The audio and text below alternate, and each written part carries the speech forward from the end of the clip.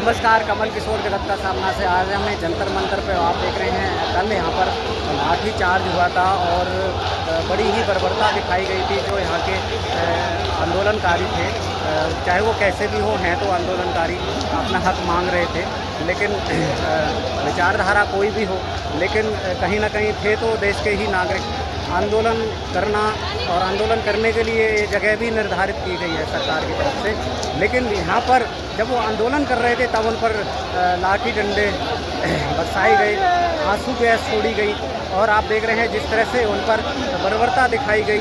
ये कहीं ना कहीं सरकार की बहुत बड़ी नाकामी है और सरकार का बहुत बड़ा जो एक आप देख रहे हैं दमनकारी नीति है, जो युवाओं को उनका हक नहीं देना चाहती है।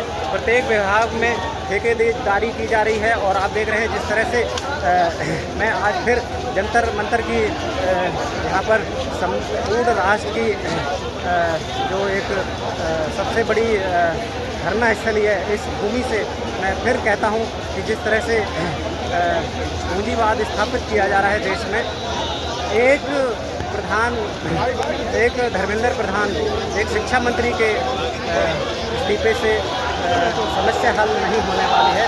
क्योंकि लोगों को, देश को बचाने के लिए, देश की युवाओं को बचाने के लिए, युवाओं के रोज़गार को बचाने के लिए उनको यहाँ पर रोज़गार और सब कुछ सुरक्षित रखने के लिए जो आप देख रहे हैं बीजेपी सरकार है, जिसकी नीतियाँ युवा विरोधी हैं, कानून विरोधी हैं, सरकार विरोधी हैं और जिस तरह आप देख रहे हैं लोकतंत्र विरोधी हैं, इनको ही देश की सत्ता से भगाना पड़ेगा, तभी जाकर कहीं ना कहीं देश बच पाएगा।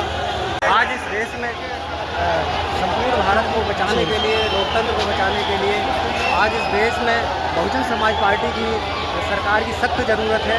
बिना मांगे सभी जाति धर्म के लोगों को न्याय, अधिकार और शिक्षा, रोजगार और कारोबार देने का काम किया था।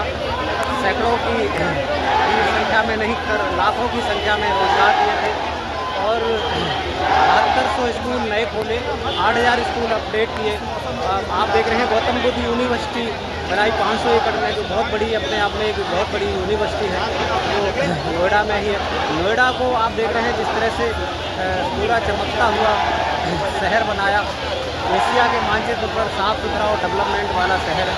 तो हम आपको लगातार दिखाते रहेंगे। आप देख रहे हैं यहाँ पर ऐसे आप देख रहे हैं समाज में, पूरे देश में कहीं शिक्षा पर ताले डाले जा रहे हैं, मेडिकल व्यवस्था पर ताले डाले जा रहे हैं, सरकारी विभागों में ताले डाले जा रहे हैं। क्या लगता है कि कौन सी सरकार आएगी जो ऐसी व्यवस्थाएं ना हो? सरकार कोई भी है, हमें उससे कोई मतलब नहीं है। हाँ। सिर्फ हमें शिक्षा में सुधार चाहिए, ठीक है ना। कैसे होगा जब सरकार सही नहीं आएगी? शिक्षा में सुधार कैसे कर देगी? सरकार अगर कोई भी है, शिक्षा को बर्बाद करने आए हैं, उनकी सरकारें बनाने से उनसे शिक्षा की, अच्छी शिक्षा की उम्मीद कैसे रख सकते हैं? है तो सरकार भी बदलेगी और शिक्षा का नियम भी बदलेगा। सरकार में सुधार तब होगा। मेरा बाप नेता था, मैंने अपनी औलाद नेता बना दी। मुझे बता दो, अमित शाह का बेटा क्रिकेट बोर्ड चला रहा है, नितिन गडकरी का ट्रांसपोर्ट, उसे ये भी नहीं पता होगा इथेनॉल बनता कैसे है, क्या यूनिट लगती है, क्या प्रोसेस है, उसे सरकार कहाँ से बदलेगी? मैं वही कह रहा हूँ क्या ऐसी सरकार से आप उन्नति, तरक्की की और शिक्षा की उम्मीद रख सकते हो? सरकार बदलना कोई नहीं चाहता, सब हर कोई सिस्टम में सुधार लाना चाहता है। लेकिन कैसे, जब सरकार तो चाहती ही नहीं कि सिस्टम में सुधार हो? पहली डिमांड तो ये थी ना, नेता बदलो। नहीं, एक नेता बदलने से यहाँ तो क्या एक नेता ही खराब है पूरा? बीजेपी में एक नेता खराब। शुरुआत तो 1 से होती होगी ना, या 0 से होती है? 0 से तो बच्चे खड़े हैं। कब तक 1 से शुरू, तो कब तक? जब तक चीजें खराब होगी बदलो आप। ऐसा बीजेपी, मेरे घर का बाप, मेरे घर में मेरे पिताजी हैं। मैं कह रहा हूँ शिक्षा मंत्री किसको बनाया जाए जो सही से? तो मेरी सुनो, आप अपनी बतौड़िए। Dharmendra Pradhan council of minister से तो चलते हैं ना, मिनिस्टर कैबिनेट का ही तो होगा ना, बदल क्यों नहीं रहा वो से? 200 साल अंग्रेज गुलाम बना गए, 70 साल कांग्रेस ने बना दिया, 10-20 साल ये बना देंगे। शुरुआत तो करो ना, जो उन्होंने नहीं करा। कुछ भी काम हो, नेहरू ने ये नहीं करा, नेहरू उसका बाप था, उसका औलाद थी, वो उसके लिए करके जाता। अबे देश में 2014 में जब तुझे लाया गया, देश में ऐसी कौन सा विभाग है जो ठीक से चल रहा है? बात बोली जा रही है, 10 लोग सुन रहे हैं। आप इसे यहाँ से जाके बालक मोदी का आया था, मोदी की वर्दी में था, इन्हें बता दो ये भाजपा के आदमी होंगे? ऑरेंज, राम राम राम।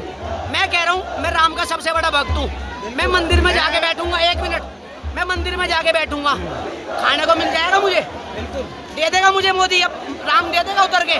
मतलब काम तो करना पड़ेगा, काम करना पड़ेगा ना। भगवान के बनाए हुए पुतलों पे तो विश्वास नहीं है कि वही तो पुतली कह रहा को हूँ, सजाओ, सरकार तो बनानी उसे राम पड़ेगी। बनाओ, फिर सही वहां से सरकार चंदा तो- चोरी कर लो। सही सरकार है। वो नहीं देखा गया। मैं भी मेरे बच्चे 5 साल का है और 10 साल का है। मैं देख नहीं पाया वो। मैं मेडिकल की हेल्प लेके आया हूँ, चाहे कोई भी घायल है, मैंने सारी मेडिकल की हेल्प उस बूथ पे दी है।